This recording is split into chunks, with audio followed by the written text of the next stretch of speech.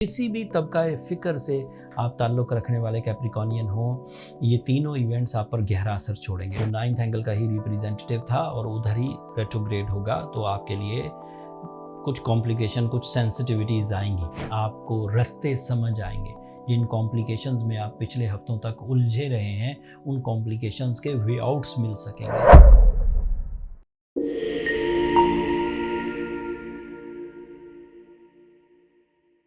अस्सलाम वालेकुम कैप्रिकॉनियंस, मैं हारिस अज़मी प्रोफेशनल एस्ट्रोलॉजर आपकी खिदमत में हाज़िर हूँ इस हफ्ते की एस्ट्रोलॉजिकल रिसर्चेज लेकर। ये हफ्ता इवेंट से भरा हुआ है। 22 अगस्त से लेकर 29 अगस्त तक सोलर सिस्टम में 3 मेजर एस्ट्रोलॉजिकल इवेंट्स हैं। उन तीनों वाक़यात का गहरा असर है कैप्रिकॉनियन नेचर पर। आप चाहे मेल कैप्रिकॉनियन हो, फीमेल किसी भी तबका फ़िक्र से आप ताल्लुक़ रखने वाले कैप्रिकॉनियन हो, ये तीनों इवेंट्स आप पर गहरा असर छोड़ेंगे। मैं इन्हें सिंगल लाइन बयान कर देता हूँ, दैन फिर आम फहम में बात करूँगा। मार्च 27 अगस्त को आपके लिए 10th एंगल पर आ जाएगा। 2 साल के बाद एक दफ़ा ये 10th एंगल पर आता है अमूमी तौर पर। इसके 10th एंगल पर आने से आपके कैरियर पर पॉजिटिव असरात आएंगे। तफसील अभी वीडियो में बयान करूँगा। आपके लिए मरकरी 29 अगस्त को रेट्रोग्रेड हो जाएगा 9th एंगल पर। This is negative news. वो 9th एंगल का ही रिप्रेजेंटेटिव था और उधर ही रेट्रोग्रेड होगा, तो आपके लिए कुछ कॉम्प्लिकेशन, कुछ सेंसिटिविटीज़ आएंगी। तीसरा इवेंट 23 अगस्त को ही होगा, इसी 9th एंगल पर होगा। सूरज 9th एंगल को ज्वाइन कर लेगा। साल में एक दफ़ा 30 दिनों के लिए सूरज 9th एंगल पर से गुजरता है और वो कैप्रिकॉनियन के लिए पॉजिटिव होता है। इन खबरों से आपकी ज़ात पर किन किन शोबों में असरात आएंगे, तफसील बयान करता हूँ। मार्स जब आपके 10th एंगल पर 27 अगस्त को अपीयर होगा, तो आपके कारोबारी मामलात स्पेशली सेल्फ एम्प्लॉय कैप्रिकॉनियंस के लिए स्टेबल होंगे, ग्रोथ में जाएंगे, फाइनेंशियल स्टेबिलिटी आएगी, इन्वेस्टमेंट्स बढ़ेंगी, प्रॉफिट रेशो इंक्रीज़ करेगा, मल्टीटास्किंग हो सकेगी एंड दीगर कॉम्प्लिकेशन जिनमें इनहेरिटेंस के प्रॉब्लम्स थे, कोई रॉन्ग डिसीजंस हो गए थे, आपकी रेपुटेशन लूज़ हो गई थी, वो सेटल डाउन होंगे। ये एक तरह के फ़ायदे। दूसरी तरफ के फ़ायदे ये हैं कि इसकी वजह से आप अपने घर की ताज़ीन व आराइश कर सकेंगे। आप नया घर बाय करना चाहते हैं तो this is right time. Immigration करना चाहते हैं, हिजरत करना चाहते हैं, माइग्रेट होना चाहते हैं, तो this is the right time.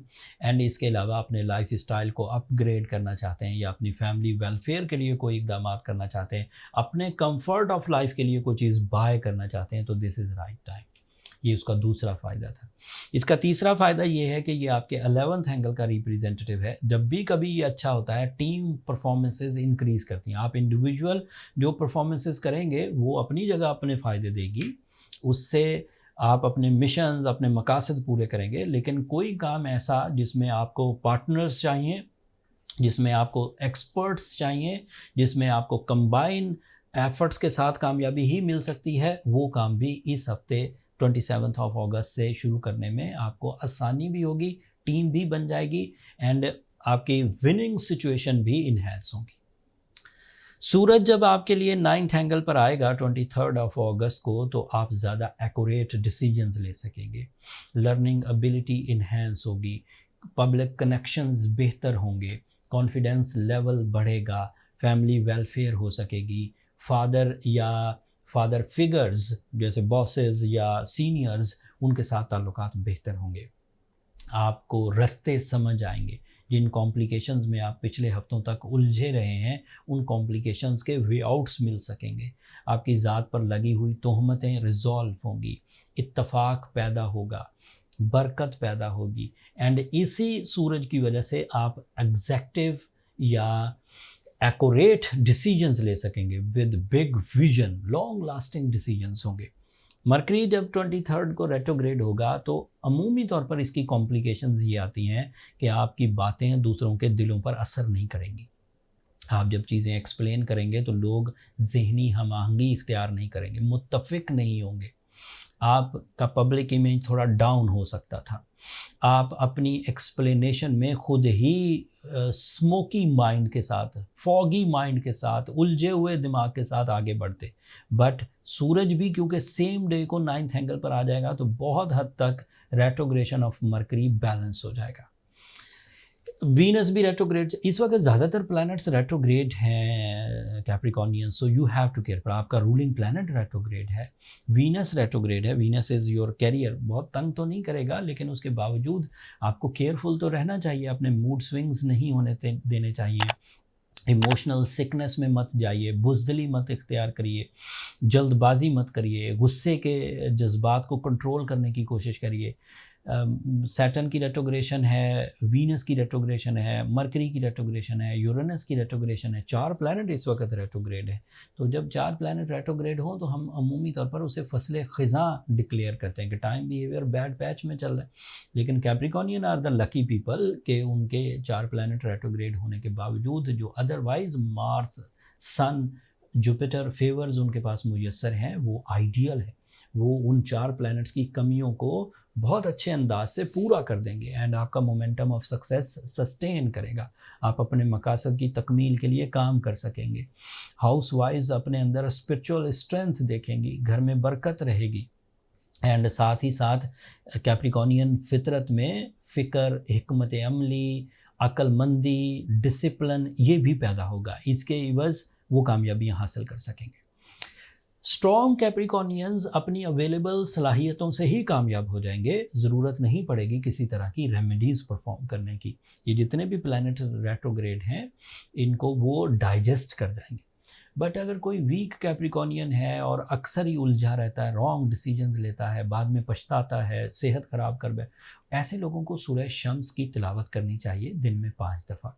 एक ही दफ़ा बैठ के 5 दफ़ा पढ़ सकते हैं, मुख्तलिफ टाइमों पे भी पढ़ सकते हैं। ब्लू सफ़ायर पहनी, वो तो पहनना ही चाहिए आपको, क्योंकि सैटर्न की रेट्रोग्रेशन या सैटर्न के नेगेटिव इम्पैक्ट्स को ब्लू सफ़ायर कवर कर देता है। Scientific remedy and spiritual remedy अमूमी तौर पर जो एवरेज कॉम्प्लिकेशंस होती हैं उन्हें रिपेयर कर देती है। बट कोई कैप्रिकॉर्नियन बहुत ही बड़ी रिस्पॉन्सिबिलिटी निभाने, कई लोगों को उसने लेकर चलना हो, कई लोगों की लाइफ के डिसीजंस लेने हो, या उसकी जो डेली परफॉर्मेंसेस हैं वो बहुत सेंसिटिव हैं, लाइक डॉक्टर्स, लाइक वकील या अदरवाइज इस तरह के सेंसिटिव सेक्टर, उन लोगों को ज़रा ज़्यादा ध्यान करना चाहिए। अगर वो खुद कर जाएं अच्छी बात है, रेमेडीज़ कर दें अच्छी बात है। अगर इससे भी कवर ना हो तो फिर पर्सनल कैलकुलेशंस की तरफ जाएं कैप्रिकॉर्नियंस। पर्सनल कैलकुलेशंस में आपकी वर्थ और आपकी सेंसिटिविटीज़ ये पता लग जाती हैं। सेंसिटिविटीज़ को कैसे रिपेयर करना है उसके तरीके पता लग जाते हैं। बर्थ चार्ट कैलकुलेशन एस्ट्रोलॉजर्स के पास एक बेसिक डायग्नोसिस मेथड है जिसमें आपका नाम, date, time and place of birth चाहिए होता है और चीज़ें क्लियर हो जाती हैं, वाजे होकर सामने आ जाती हैं। कौन से सीजन्स आपके लिए अच्छे हैं, कौन से सेक्टर्स आपके लिए अच्छे हैं, कौन सी साइड आपकी वीक है, उसको कैसे कवर करना है, वो सब पता लग जाता है। बर्थ चार्ट कैलकुलेशंस के लिए ये नंबर नीचे चलते रहते हैं कैप्रिकॉर्नियन, आप उन पर रब्ता करके अपने लिए टाइम ले सकते हैं, बट वो फ्री फोरम नहीं है। होपफुली आप अंडरस्टैंड करेंगे। प्लैनेटरी पोजीशन इस वक्त समझकर चलने वाली है। चीज़ों को लापरवाही से मत करिए, होमवर्क कंप्लीट करके काम करिए, अपनी सलाहियतों पर डिपेंड करिए, प्लानिंग को पेपर वर्क में कन्वर्ट करिए। जल्दबाजी बाद में पछतावों की वजह बन सकती है। That's all. ये इस हफ्ते चीज़ें सामने आएंगी, अगले हफ्ते इनका इम्पैक्ट और सीवियर होता जाएगा। मज़ीद मौका मिलेगा कमिंग वीडियोस में इन पर बात करने का, तो एक्सप्लेनेशन और दूंगा। कोई चीज़ ऐसी जो मैं मिस कर गया हूँ और आप पूछना चाहते थे तो नीचे कमेंट्स में इजहार कर दीजिएगा, मैं कोशिश करूँगा उसका आंसर वहीं कर दूँ या अगली वीडियोज़ में उसे एज अ टॉपिक लेकर चलूँ और आपको उसकी तफसील बयान करूँ।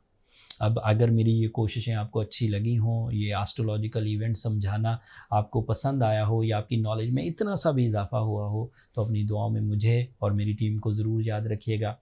चैनल को सब्सक्राइब करना मत भूलिएगा कैप्रिकॉर्नियंस। आप लोगों की सब्सक्रिप्शन हमारी हौसला अफजाई की वजह बनती है। अगले हफ्ते तक के लिए इजाज़त दीजिए।